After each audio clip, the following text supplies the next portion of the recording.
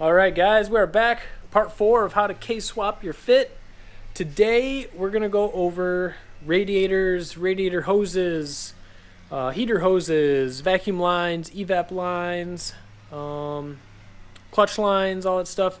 If we have time, I want to go into the throttle pedal, throttle cable, or lack thereof, because it's drive by wire.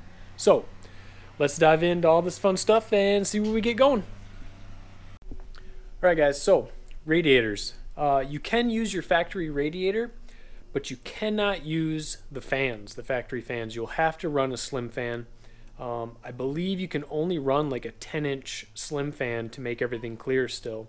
And that's what my brother ran right out of the gate when we first swapped his car. He ran the factory radiator with like a 10-inch or 12-inch slim fan. And he ran it the first summer like that, no problem. Then for his birthday, I got him a OE replacement, but a full aluminum dual core radiator off of eBay for like $100 and some, and it would not clear everything. The slave cylinder is the main thing that it hits on the transmission, and so we actually took the lower mounts, drilled the spot welds out, slid them forward, re-welded them, and then it moved the radiator forward enough that we could fit the fans in and everything clears. That's how he is currently running his car with no problems whatsoever. I'm actually running a different radiator setup, again, just because we're trying out different stuff to see what is going to work the best.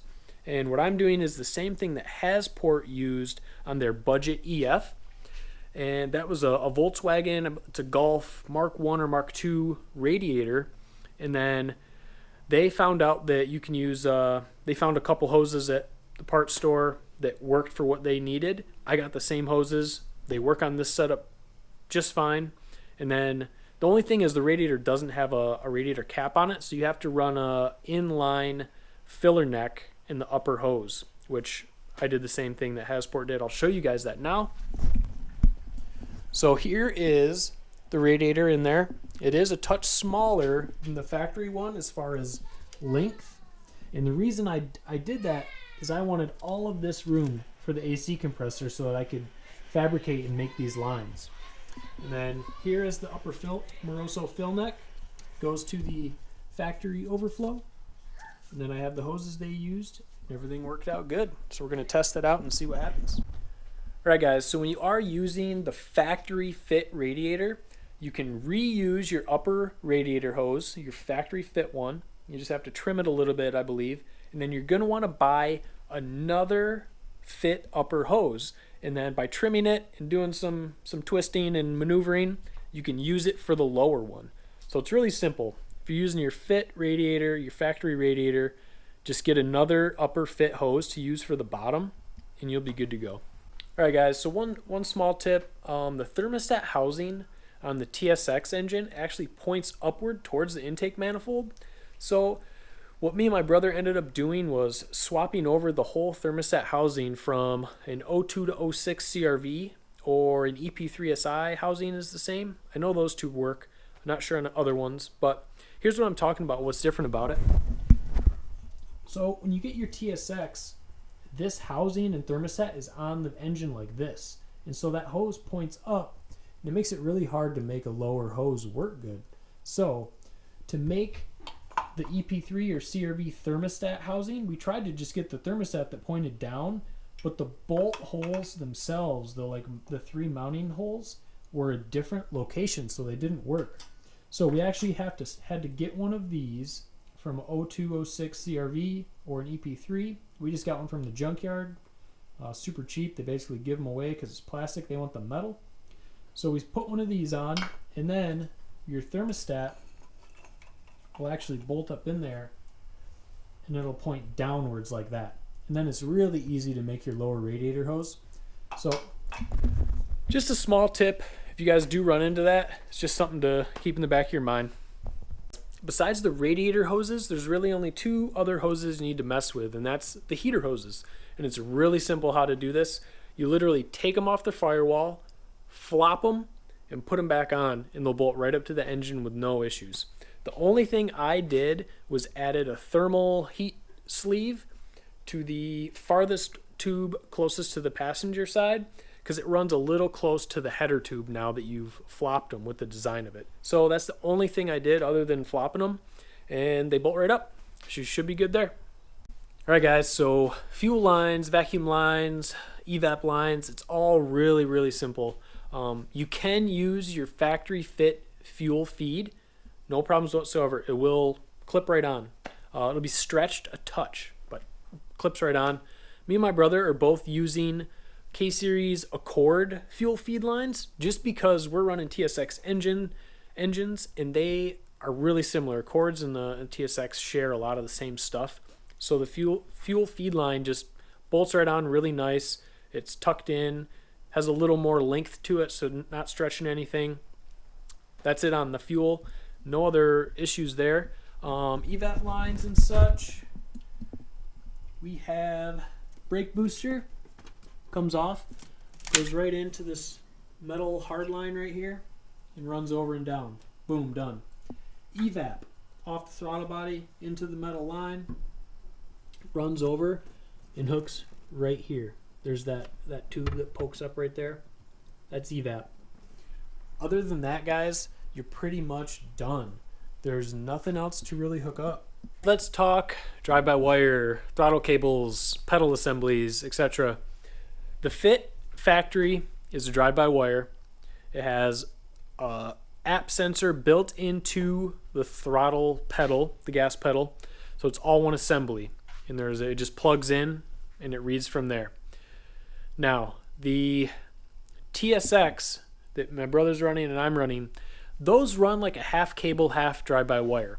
So the pedal itself is cable, which runs up to the engine bay, and then in the engine bay they have the app sensor, and then that tells the ECU where the pedal is at. So my brother, when we first did his car, we just left the Fit pedal in there. We're like, it's drive-by-wire, it's drive-by-wire.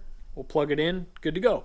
Well, when you hook up K-Tuner or Honda, you know, it reads the TPS. It shows that you're at like 3% or 5% or something like that. So when you start the car, it idles at like $3,000 because it thinks you're giving it gas.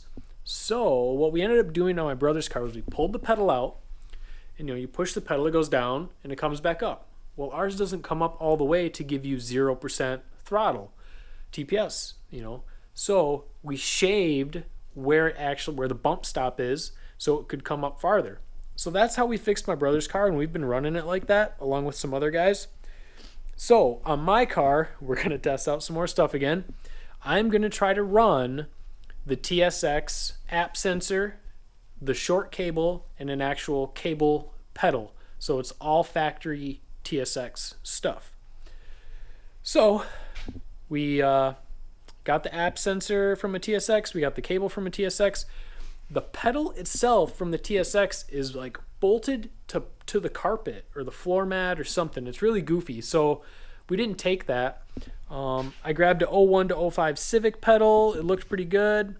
My brother grabbed a K-Series Accord, like the, 02 to 06 or 78, whatever it is. He grabbed one of those pedals. And Accords and TSXs share a lot of the same stuff. It's like Civics and Integras. So that pedal, the cable and everything bolts up to it just like factory, no issues at all. We just have to make the pedal work in the car and, get the cable run and all that stuff. So that's what I'm going to do on my car, and I'll show you where we're at right now. All right, guys, so here's the app sensor. I ended up sticking it in the cowl area here. Normally on a TSX, it's mounted under the firewall there.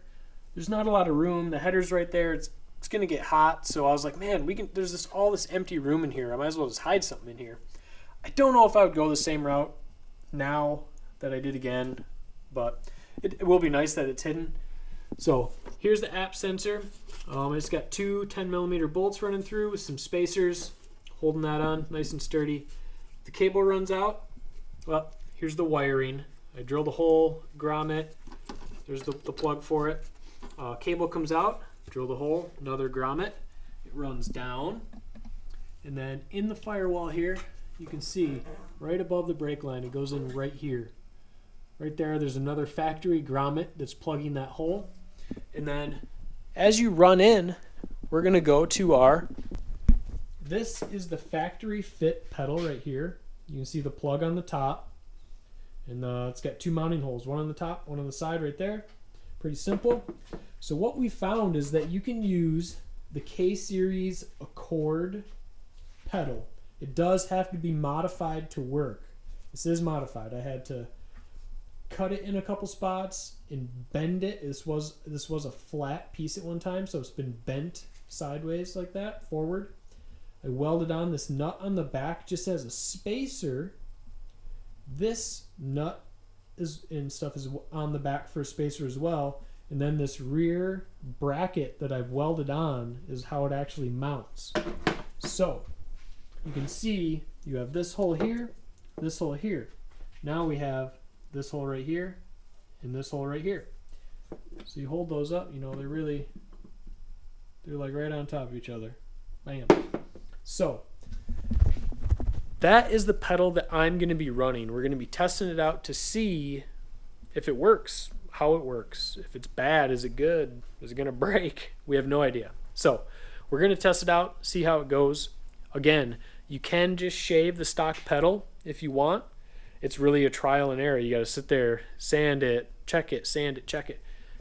Like a lot of stuff on here, it's trial and error. There's just not a lot of info or people doing these swaps. So we're just figuring it out as we go and trying to keep you guys updated so we can get the right stuff out there, right information out there for everybody. All right, let's keep moving forward, guys.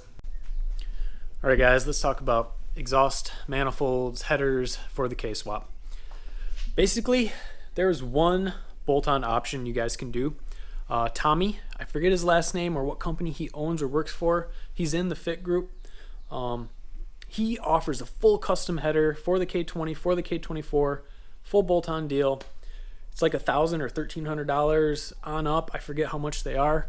I personally can't spend that much money on a header for my swap. I just don't have that much money, and I see it as I could buy 3 or 4 other things for that same amount for the swap.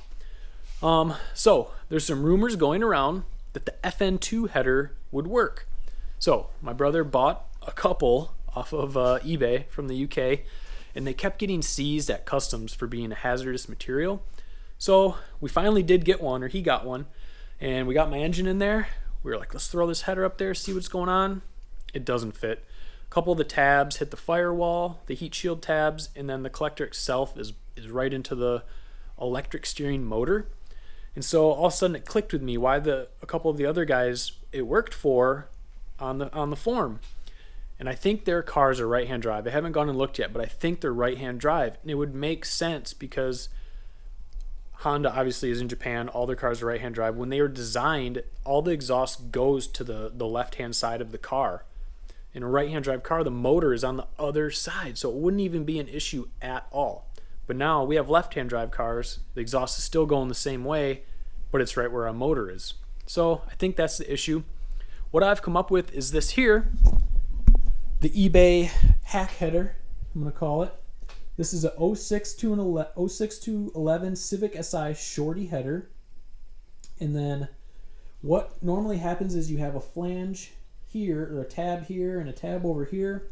I'll show you guys on a picture here originally. And what I did is I cut both of those, all the tabs off. I cut all the tabs off just to make room, to have more room for everything, so it wouldn't be on that power steering, electric steering motor. And then I just took a 3-inch pipe. It was obviously cut on an angle, and I butted it right up to this flange and just tacked it right on. And then I worked my way out, past the steering rack, past the sway bar, by the shifter cables up here, stepped it down to 2.5, and then got my V-band on, and the rest of my exhaust will go out. So this is what I'm running. It is not the greatest. It's not the worst either. It will work. It clears everything. I can't complain about that. I don't see it making a ton of power. I'm curious to see. I will dyno it for sure. My brother has a full custom header on his, and he's dynoed his car. So I would really love to see the comparison between the two and just see how this thing even performs. But literally, guys, I have $50 in this header. Literally, it's a cheap eBay $30 header. I did have to port the inlets on it to clear up some of the stuff. I don't know how long it will last, but it's going to work for now. We're going to test it out. We're going to see. Long term, I could always put this thing in a jig and then make my own header. I got the pipes and a flange to do it anyway, just in case this didn't work when we were doing the swap. So there's always options, always something you can come up with that will work. But let's dive under the car now, and I'll show you guys how close this thing is to everything and things you're gonna have to worry about and look out for. Let's take a look. All right, guys, so as you can see, shifter cables, header, sway bar, and steering rack are all really, really tight. So here's what we're talking about on the header. You can see, hopefully you guys can see, I used that shorty eBay header, and then I just took a 3-inch pipe and slid it right over up to that big flange area there, and then I added 3-inch piece out. Then it switches to 2.5 here, and then I have a 2.5-inch V-band. And this right here, I'm about a finger width away from there. That's my closest point. And then as you can see, the shifter cables themselves get really tight as well. That's why I heat wrapped them. I got this bracket here holding them up. I heat wrapped the down pipe header portion as well. You can see that the power steering or electric steering motor cover, that's really close there. Hopefully this view gives you guys somewhat of a idea of what you're going to be working with. It is tight, guys. It's definitely tight.